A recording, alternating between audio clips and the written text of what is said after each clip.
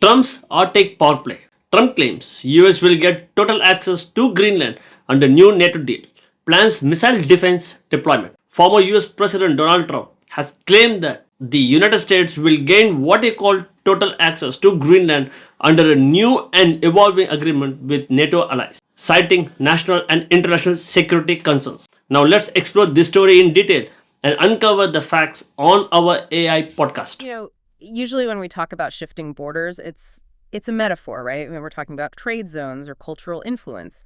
But every once in a while, you get a piece of news that makes you literally pull up a map and realize the actual lines on the ground, or in this case, on the ice, are being redrawn. It's rare. It's rare to see high-stakes poker and, actual geography merge so perfectly. And the phrase of the week coming right out of Davos is total access. Yeah. That is the specific wording President Trump used for the U.S. and Greenland. And I want to be clear here. For everyone listening, we aren't talking about just renting a base. No, this is not a standard defense treaty. Total access implies something that fundamentally changes the sovereignty map of the entire North American continent. It does. It really does. It effectively turns the world's largest island from a sort of buffer zone into a fortress. So let's set the scene. It's January 2026. You've got the World Economic Forum in Davos. Snow everywhere. Yeah. Global elite. Right. And sitting down with Maria Bartiromo is the president. And he drops this news not in some big Oval Office address, but in a business interview. Which is fitting, I think, because he framed the whole thing as a transaction. A done deal. A completed deal, yeah. He said, quote, "We're going to have total access to Greenland." And then, almost in the same breath, he laid out the terms, which I found them just staggering. Oh, they were. He says, "I'm not going to have to pay anything. There's no end. There's no time limit." And that no financial obligations part, that's the kicker. Usually base rights are incredibly expensive. Of course. We pay rent. We provide aid. Billions. It costs billions. So to secure unrestricted military access with, zero direct financial cost is... It's a complete disruption of the normal diplomatic model. It feels less like a partnership and more like, an acquisition of rights. But he didn't buy the island. Right. I know that was a whole news cycle a few years ago, the idea of buying Greenland, and everyone sort of laughed it off. This is the pragmatic evolution of that idea. It's the functional equivalent without the messy deed transfer. What do you mean by that? Well, think about it. If you have unrestricted access and no time limits, you effectively control the strategic value of the land without having to pay for schools or hospitals or roads for the local population. You get the asset without the liability. Exactly. And the big asset here, the one being marketed, is this thing called the Golden Dome. Right. The Golden Dome. Which I have to say sounds incredibly sci-fi. It does. But if you strip away the branding, what are we actually talking about building up there? Okay, so we need to talk about intercept geometry. The Golden Dome is a comprehensive missile defense shield. And to understand why Greenland is so crucial for this, you have to look at the flight paths of modern ICBMs. Because the threats, they're not coming across the Atlantic, are they? No, not at all. If you launch a missile from pretty much anywhere in Eurasia and you're targeting North America, the shortest path, the Great Circle Route, takes it right over the Arctic. It's the highway. It is the highway for hypersonics and ICBMs. So Greenland is basically the goalkeeper. It's even better than a goalkeeper. It's the only place you can really get a mid-course shot. A mid-course shot. Yeah. So if you wait for interceptors in, say, California or Alaska, you're often hitting the target in its terminal phase when it's coming down incredibly fast. Greenland puts you right under the trajectory while the missile is still high up in space. So you get a much better look at it. A massive look. The radar visibility, the horizon you get from there.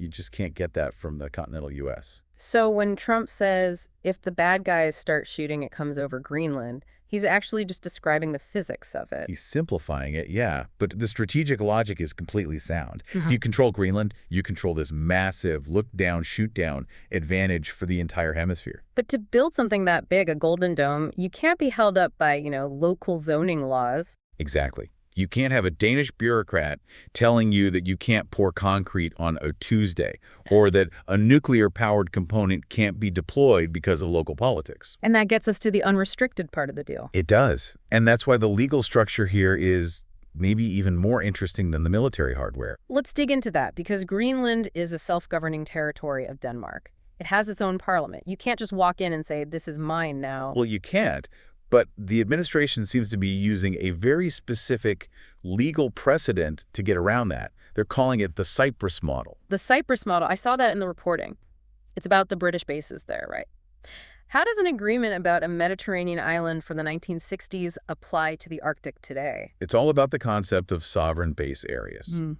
So when Cyprus became independent, the UK kept two big areas, Akrotiri and Dhekelia. And those aren't just leased bases. They are, for all intents and purposes, British territory. The laws are British. The courts are British. So it's like a hole in the map of the host country? It's a carve-out, that's the term. The reporting we're seeing suggests that Denmark will technically cede small, very specific areas of Greenland to the U.S. under this exact framework. Cedes is a very permanent-sounding word. It is. A lease runs out, you can break a lease. You can't break sovereignty. If the U.S. gets sovereign control over these zones, that's how you get the no time limits part Trump was talking about. The U.S. military stops being a guest and becomes the landlord. The landlord of those specific zones, yes. I have to imagine that's a tough pill to swallow for the Greenland government. They've been pushing for more independence from Denmark, not less. It complicates things immensely. Greenland controls its own resources, but Denmark controls foreign policy and defense. This deal just, it sits right on that line very aggressively. So Denmark can just say this is a defense issue. They can argue that, yes, a NATO security necessity. But for the people living there, seeing chunks of their island permanently handed over to a superpower, it's a huge infringement. And yet the reporting says the deal is almost done, which means the pressure must be immense. The momentum is there. And that brings us to how this deal was brokered, because this wasn't just a friendly chat. No, this was the art of the deal, but with a sledgehammer. We have to talk about the tariffs. The leverage. Right. So leading up to this, there was this very specific threat hanging over Europe, a 10% tariff on a bunch of key countries. And look at the list of countries. Norway, Sweden, France, Germany, the UK, the Netherlands, Finland. The entire Northern European security corridor. Including the two newest NATO members, Finland and Sweden. It seems so counterintuitive. You're threatening your own allies with economic warfare while trying to build a defense shield with them. It's only counterintuitive if you see alliances as purely cooperative. This administration sees them as transactional. And the specific trigger for the tariff threat was the deployment of European troops to Greenland. They were trying to help or establish their own presence. They were trying to establish a multinational presence. And the U.S. view, clearly, was that they were cluttering the battle space. They didn't want a committee running missile defense. They want primacy, a clear chain of command. So the message was, get your troops out of Greenland or we wreck your export economy. Blunt, but you have to admit, it was effective. Look at the timeline. The threat goes out, markets get shaky, European capitals scramble. And then a solution appears. A solution appears, the U.S. gets its total access, the other troops are scaled back, and the tariffs are lifted. And the markets rebounded instantly. Right, the markets don't care about the diplomatic niceties. They care about certainty. And this whole episode basically proves the tactic works. It shows the administration that threatening economic pain is a viable diplomatic shortcut. There's a specialized team on this, too.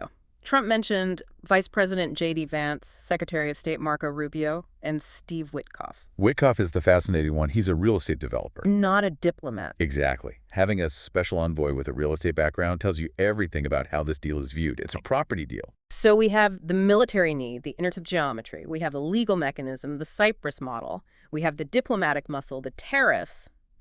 But let's zoom out. Is this really just about stopping missiles? No. Because you don't need total access to the ground just to watch the sky. You need the ground because of what's in the ground. And this is where the Golden Dome connects to, really, the whole economic reality of the 21st century. The treasure map. It's a treasure map. Right. We all know Greenland is rich in oil, gas, gold. But the strategic prize here is rare earth elements, REs. The things we absolutely need for high-tech manufacturing. Neodymium, dysprosium. These are essential for the permanent magnets in everything from EV motors to wind turbines and, crucially, the guidance systems in advanced missiles and radars. So, wait, there's a circular logic here. No one. We need the island to build the missile shield, but we also need the minerals in the island to build the components for the missile shield. That's it, exactly. Right. Right now, China processes the vast majority of the world's rare earths. That is a terrifying strategic choke point for the Pentagon. So this deal, It's not just securing a radar site, it's securing a supply chain. You are likely securing the rights to all the subsurface resources within those new sovereign zones. And does the Cyprus model cover mining rights? That is the multi-trillion-dollar question. In a normal lease, no. But if you have sovereignty over the zone, if it is legally U.S. soil, then yes, you own what's underneath it. And that would let the U.S. bypass Greenland's own environmental regulations on mining. Which can be very strict, especially around radioactive byproducts you often find with rare earths. It all makes sense now, the infrastructure hub language they're using. They're not just building barracks. They're building a logistics network. Dual use, roads, ports, airfields. They serve the Golden Dome, sure, but they also serve the mining trucks. And then there are the competitors. Trump was very clear about keeping rivals out. Meaning Russia and China. Russia has been heavily militarizing its Arctic coastline, reopening old Cold War bases. And China has declared itself a near-Arctic state. Right. They want that Polar Silk Road as the ice melts and new shipping lanes open up. So this move by the U.S. is just slamming the door shut. It's reestablishing the old GIUK, GAP, Greenland, Iceland, UK. That was the Cold War line Soviet subs had to cross. By turning Greenland into a U.S.-controlled fortress, you were essentially garrisoning the northern gate to the Atlantic. You checkmate Russia's northern fleet and deny China any chance to get a foothold. It sounds like we're watching the end of what people used to call Arctic exceptionalism. That's the term, yeah. The idea that the Arctic was this special zone of peace, a place for science, immune to the world's conflicts. A place for polar bears and climate scientists. That era is over. It's dead. This deal confirms the Arctic is now a primary theater for military competition. No different from the South China Sea. Can I go back to the Golden Dome visual for a second? If we build this huge shield, doesn't that just make Greenland a massive target? It becomes what we call a magnet in nuclear strategy. If you host the shield, you draw the fire. The very first wave of any attack would be to blind the radar and destroy the interceptors. So for the people who actually live there, their home just became the highest priority target in the Northern Hemisphere. In the event of a major war, yes. Which makes that no financial obligations part even more striking. They're accepting this existential risk for what exactly? The argument from the U.S. would be they're accepting protection. The Golden Dome covers them too. Great. But it's a very, very asymmetrical trade. The U.S. gets strategic depth, Greenland gets the bullseye. And the U.S. doesn't pay rent because the protection is the payment. It's a fundamental shift. Almost like a protection racket model. Or burden sharing, taken to its absolute logical extreme. So let's just recap. We have the total access deal. We have the legal workaround with the Cyprus model, creating these ceded territories.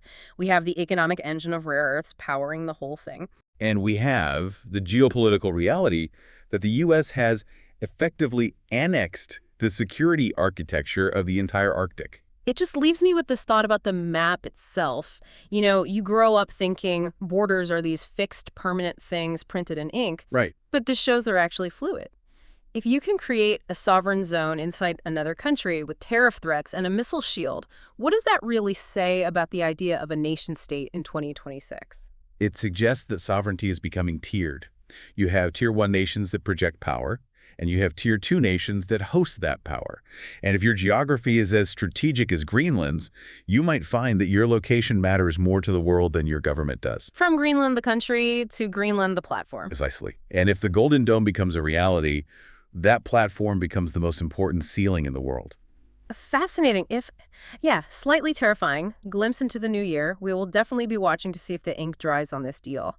Thanks for helping us unpack all this. Always a pleasure. And to our listeners, keep an eye on the map. You never know, it might look different tomorrow. Catch you on the next deep dive. Okay, one question for you. How might Russia and China respond to increased US military presence in Greenland? Don't forget to comment it. Thanks.